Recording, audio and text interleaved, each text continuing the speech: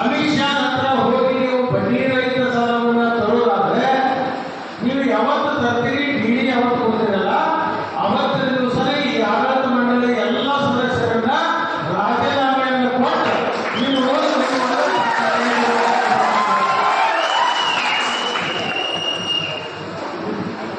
ನೀವು ಸುಳ್ಳು ಬಡ್ಡಿ ನಾವು ಅಮಿತ್ ಶಾ ಹತ್ರ ಹೋಗಿ ತಂದು ಮುಖ್ಯಮಂತ್ರಿಯಿಂದ ಮಾನವರು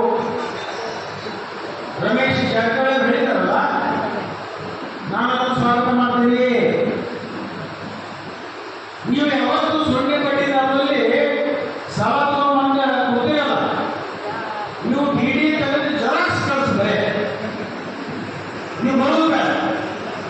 ಡಿಡಿ ತೆಗೆದು ಜೆರಾಕ್ಸ್ ಕಳಿಸು. ಈ 13 ಮಂದಿಯಿಂದ ರಾಜೀನಾಮೆ ಕೊಟ್ಟು ಆ 2 ನಾಮೆ 13 ಮಂದಿಯಿಂದ ತಂದು ಗೋಕಾಕ ಬಂದು ನೀವು ಸರ್ಕಾರ ಮಾಡಿ ಅವ್ರ ರಾಜೀನಾಮೆ ಪತ್ರ ನೀವು ಕೇಳಬೇಕು. ಅವಾಗ ನಾನು ತಾಲೂಕರಿಗೆ ಹೇಳ್ತೀನಿ, ನೀವು ಯಾವ ಅಧ್ಯಕ್ಷರಾಗಕ್ಕೆ ಹೋಗಬೇಡ್ರಿ. ಇಂಥ ಮಹಾನ್ ಕಾರ್ಯ ಮಾಡಿರ್ತಕ್ಕಂಥ ಮಹಾನುಭಾವ ರಮೇಶ್ ಜಾರಕಿಹೊಳಿ ಅವರನ್ನ ಈ ಕಾರ್ಖಾನೆ ಅಧ್ಯಕ್ಷ ಮಾಡುವಂತ ಕೆಲಸ ಮಾಡೋಣ. ಬಡ್ಡಿ ರಹಿತ ಸಾಲ ಮಾಡಲಿ. ನಾನು